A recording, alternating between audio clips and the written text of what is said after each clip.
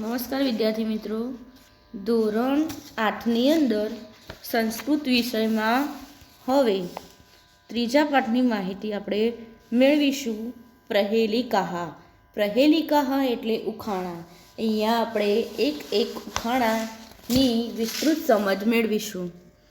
પહેલું આપણે જોઈએ શબ્દાર્થ એટલે શબ્દાર્થ, ટિપ્પણ જે કહીએ એ. હવે આપણે એની માહિતી મેળવીશું પહેલા શ્લોકની. તો જે પહેલો શ્લોક છે એમાં એક ચક્ષુહુ એટલે એક આંખવાળો, ન કાકહ એટલે કાગડો નથી, બિલમ ઈચ્છન એટલે દરમાં જવાની ઈચ્છા રાખતો, ન પન્નગહ એટલે સાપ નથી, પન્નગહ એટલે સાપ, ક્ષીયતે એટલે ઘટે છે અને વર્ધતે એટલે વધે છે, ન સમુદ્રહ એટલે સમુદ્ર નથી, ન ચંદ્રમાહ એટલે ચંદ્ર નથી. આ શબ્દાર્થ પહેલા શ્લોકના છે. હવે એ શ્લોકનું ભાષાંતર સાથે આપણે સમજૂતી મેળવીશું. તો અહીંયા સમજૂતીમાં જોઈએ, પહેલા શ્લોક જોઈએ. એક ચક્ષુર્ન કાકોયમ બિલમિચ્છનમ પન્નગઃ ક્ષીયતે વર્ધતે ચૈવ ન સમુદ્રો ન ચંદ્રમા. હા, આપણે એનું ગુજરાતી જોઈએ તો અહીંયા એક ચક્ષુનો પહેલાં લઈએ તો આ એક આંખવાળો છે, પણ કાકોયમ એટલે કાગડો નથી, બિલમિચ્છનમ પન્નગઃ બિલમિચ્છનમ દરમાં જવાની ઈચ્છા રાખતો હોવા છતાં, પન્નગઃ એટલે સાપ નથી, દરમાં જવાની ઈચ્છા રાખતો હોવા છતાં સાપ નથી, ક્ષીયતે એટલે વધે છે, ચૈવ પહેલાં લેવાનું એટલે પણ, વર્ધતે ન સમુદ્રો ન ચંદ્રમા ઘટે છે, વધે છે, પણ સમુદ્ર નથી કે ચંદ્રમા એટલે ચંદ્ર નથી. ફરીથી જોઈ લઈએ. એક ચક્ષુનઃ કાકોયમ બિલમિચ્છનમ પન્નગઃ. એક ચક્ષુન એટલે આ એક આંખવાળો છે, પણ બિલમિચ્છનમ પન્નગઃ એટલે પણ કાગડો નથી, ક્ષીયતે એટલે ઘટે છે, વર્ધતે એટલે વધે છે, ચૈવ પણ, ન સમુદ્રો ન ચંદ્રમા પણ સમુદ્ર નથી કે ચંદ્ર નથી. તો એનો જવાબ આવશે સોય. આગળ જોઈએ બીજો શ્લોક. બીજા શ્લોકના શબ્દાર્થની માહિતી મેળવીએ તો ચતુર્મુખ એટલે ચાર મુખવાળો, ચતુરાનન પણ કહેવાય એને, બ્રહ્માન એટલે બ્રહ્મા નથી, વૃષારૂઢ એટલે બળદ પર બેઠેલો, નિર્જીવ એટલે નિર્જીવ જીવ વગરનો, નિરાહારી એટલે આહાર ન કરનારી, અજસ્ત્રમ એટલે નિત્ય કાયમ, ધાન્ય ભક્ષણમ એટલે અનાજનું ભક્ષણ કરે છે. એના શ્લોકની આપણે સમજૂતી મેળવીએ તો અહીંયા પહેલાં જોઈએ. ચતુર્મુખો ન ચ બ્રહ્મા વૃષારૂઢો ન શંકરઃ નિર્જીવી ચ નિરાહારી અજસ્ત્રમ ધ્યાન ભક્ષણમ. તો એના શબ્દાર્થની અંદર આપણે શ્લોકની શબ્દાર્થ જોયા, શ્લોક જોયો. હવે એના ભાષાંતરની માહિતી મેળવીએ તો ચતુર્મુખો એટલે ચાર મુખવાળો છે, ચ ન બ્રહ્મા પણ બ્રહ્મા નથી, વૃષારૂઢો એટલે તે બળદ પર બેસે છે, ન શંકરઃ પણ શંકર નથી. વૃષારૂઢો એટલે બળદ પર બેસનારો અને શંકર એટલે શંકર, ન શંકર એટલે પણ શંકર નથી. ચતુર્મુખો એટલે ચાર મુખવાળો છે, ચ બ્રહ્મા ન ચ બ્રહ્મા ન એટલે પણ બ્રહ્મા નથી, વૃષારૂઢો ન શંકર બળદ પર બેસે છે પણ શંકર નથી, નિર્જીવી ચ નિરાહારી નિર્જીવ એટલે નિર્જીવ, નિરાહારી એટલે નિરાહારી, તે નિર્જીવ અને નિરાહારી છે, છતાં અજસ્ત્રમ ધાન્ય ભક્ષણમ છતાં નિત્ય, અજસ્ત્રમ એટલે નિત્ય હંમેશા, નિત્ય ધાન્ય ભક્ષણમ એટલે અનાજનું ભક્ષણ કરે છે. ફરીથી જુઓ. ચતુર્મુખો ન ચ બ્રહ્મા વૃષારૂઢો ન શંકરઃ. ચાર મુખવાળો છે પણ બ્રહ્મા નથી, તે બળદ પર બેસે છે પણ શંકર નથી, નિર્જીવી ચ નિરાહારી નિર્જીવ અને નિરાહારી છે, અજસ્ત્રમ એટલે છતાં, ધાન્ય ભક્ષણમ નિત્ય અનાજનું ભક્ષણ કરે છે, હંમેશા અનાજનું ભક્ષણ કરે છે. તો જવાબમાં આવશે હલમ, હળ કહીએ એ. હવે આગળ ત્રીજો શ્લોક જોઈએ તો એના શબ્દાર્થની અંદર અપદ હ એટલે પગ વિનાનો, દૂરગામી એટલે દૂર સુધી જનારો, સાક્ષર હ એટલે સાક્ષર, અમુખ હ એટલે મોં વિનાનો, સ્ફુટ વક્તા એટલે સ્પષ્ટ બોલનારો, યહ એટલે જે અને જાનાતી એટલે જાણે છે. અહીંયા એનો શ્લોકની માહિતી આપણે મેળવીએ તો અપદો દૂરગામી ચ સાક્ષરો ન ચ પંડિત, અમુખ સ્ફુટ વક્તા ચ યો જાનાતી સ પંડિત. તો આપણે એના જોઈએ કે અપદો દૂરગામી તે પગ વિનાનો, અપદો એટલે પગ વિનાનો, પણ ચ એટલે પણ, દૂરગામી દૂર જનારો છે, તે પગ વિનાનો છે પણ દૂર સુધી જનારો છે, સાક્ષરો ન ચ પંડિત, સાક્ષર છે પણ પંડિત નથી, અમુખ સ્પુષ્ટ વક્તા ચ યો જાનાતી સ પંડિત, અમુખ એટલે તે મુખ વિનાનો, સ્પુષ્ટ વક્તા એટલે છતાં સ્પષ્ટ બોલનારો છે, મુખ વિનાનો છે છતાં સ્પષ્ટ બોલનારો છે, યો એટલે જે, જાનાતી જાણે છે તે, સહ એટલે તે, પંડિત એટલે પંડિત છે, તે મુખ વિનાનો છતાં સ્પષ્ટ બોલનારો છે, જે જાણે છે તે પંડિત છે.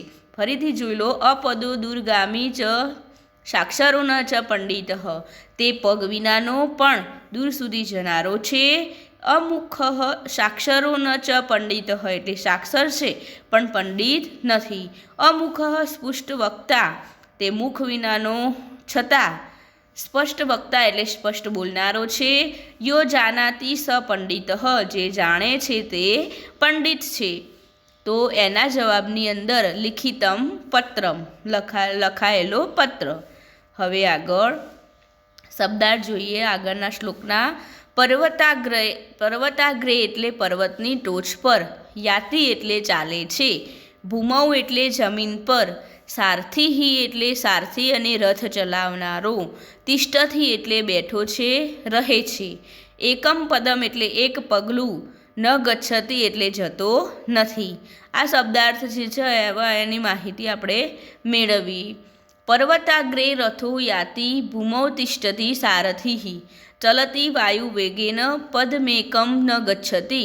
તો અહીંયા પર્વતાગ્રહે એટલે પર્વતની ટોચ પર, રથો યાતિ એટલે રથ ચાલે છે, યાતિ એટલે ચાલે છે, રથો એટલે રથ, પર્વતાગ્રે રથો યાતિ પર્વતની ટોચ પર રથ ચાલે છે, અને ભૂમૌ તિષ્ઠતિ સારથી, ભૂમૌ એટલે જમીન પર અથવા ભૂમિ પર, સારથી એટલે સારથી, અને તિષ્ઠતિ એટલે રહે છે, અને સારથી જમીન પર રહે છે, ચલતી વાયુ વેગેન તે વાયુના વેગે જેવા વેગથી ચાલે છે, પદમેકમ ન ગચ્છતિ પણ એક પગલું જતો નથી, ગચ્છતિ એટલે જતો નથી, પદમેકમ એટલે પગલું, એક પગલું. અહીંયા પર્વતાગ્રહે રથો યાતિ એટલે પર્વતની ટોચ પર રથ ચાલે છે, ભૂમૌ તિષ્ઠતિ સારથિ એટલે સારથી જમીન પર રહે છે, ચલતી વાયુ વેગેન તે વાયુના જેવા વેગથી ચાલે છે, પદમેકમ ન ગચ્છતિ પણ એક પગલું જતો નથી. તો એના જવાબમાં આવશે કુંભકારસ્ય ચક્રમ, કુંભારનો જે ચાકડો આવે એની વાત છે અહીંયા. આગળ જોઈએ શબ્દાર્થ. સુવર્ણસ્ય જાનકી એટલે ઉચ્ચ કુળની જનકનંદિની સીતા. પછી બીજું જોઈએ અહીંયા એક સુવર્ણસ્યના 3 અર્થ થાય છે. સુવર્ણસ્ય એટલે શ્રેષ્ઠ પરિવારના, પછી રામેણ એટલે શ્રીરામ, તવ એટલે તારે માટે, પછી પાછું સુવર્ણસ્ય ફરીથી આવી તો સુવર્ણસ્ય એટલે ચળકતા રંગની, અને સુવર્ણસ્ય એટલે સોનાની. સુવર્ણસ્ય શબ્દના 3 અર્થ થાય, શ્રેષ્ઠ પરિવારનો, ચમકતા રંગની અને સોનાની. અહીંયા 3 અર્થ આપેલા છે.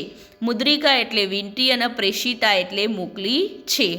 હવે એના શ્લોકની આપણે માહિતી મેળવીએ.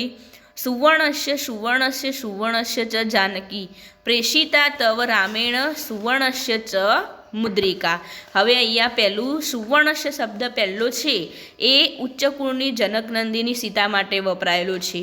તો સુવર્ણસ્ય એટલે હે ઉચ્ચ કુળની જનકનંદિની સીતા, સુવર્ણસ્ય શ્રેષ્ઠ પરિવારના, બીજું સુવર્ણસ્ય છે એ શ્રેષ્ઠ પરિવારના. પછી રામેણ નીચે શબ્દ છે એ લેવાનું પહેલાં. તો શ્રી રામે તવ એટલે તારે માટે, આ પછી સુવર્ણસ્ય ત્રીજો શબ્દ છે તો ચળકતા રંગની, પછી પાછો સુવર્ણસ્ય ચ મુદ્રિકા એટલે સોનાની વીંટી મોકલી છે, પ્રેષિતા એટલે મોકલી છે. તો 4 સુવર્ણસ્ય છે, એમાં 3 સુવર્ણસ્યના અલગ અલગ અર્થ આપેલા છે. એમાં આપણે જોઈએ સુવર્ણસ્ય એટલે હે ઉચ્ચ કુળની જનક નંદિની સીતા, સુવર્ણસ્ય એટલે શ્રેષ્ઠ પરિવારના. રામેણ નીચે આપેલું છે તો શ્રી રામે, તવ એટલે તારે માટે, સુવર્ણસ્ય એટલે આ ચળકતા રંગની, સુવર્ણસ્ય એટલે સોનાની, મુદ્રિકા એટલે વીંટી અને પ્રેષિતા એટલે મોકલી છે. સુવર્ણસ્ય સુવર્ણસ્ય સુવર્ણસ્ય ચ જાનકી, પ્રેષિતા તવ રામેણ, સુવર્ણસ્ય ચ મુદ્રિકા. હે ઉચ્ચ કુળની જનક નંદિની સીતા, શ્રેષ્ઠ પરિવારના શ્રી રામે તારા માટે આ ચળકતા રંગની સોનાની વીંટી મોકલી છે. આગળ જોઈએ શબ્દાર્થ. ભોજનાંતે એટલે ભોજનને અંતે, કિમ એટલે શું, પેયમ એટલે પીવું, જયંત એટલે જયંત, કશ્ય એટલે કોનું, વૈ એટલે ખરેખર, સુત એટલે પુત્ર, વિષ્ણુ પદમ એટલે વિષ્ણુનું પદ, કથમ પ્રોક્તમ એટલે કેવું કહેવાયું, તક્રમ એટલે છાસ, શક્રસ્ય એટલે ઇન્દ્રને અને દુર્લભમ એટલે દુર્લભ. આ બધા આ શ્લોકના શબ્દો છે. તો આગળ હવે શ્લોકની માહિતી આપણે મેળવીશું. ભોજનાંતે ચ કિમ પેયમ, જયંત કશ્ય વૈ સુત, કથમ વિષ્ણુપદમ પ્રોક્તમ, તક્રમ શક્રસ્ય દુર્લભમ. તો અહીંયા આપણે એનું ભાષાંતર જોઈએ.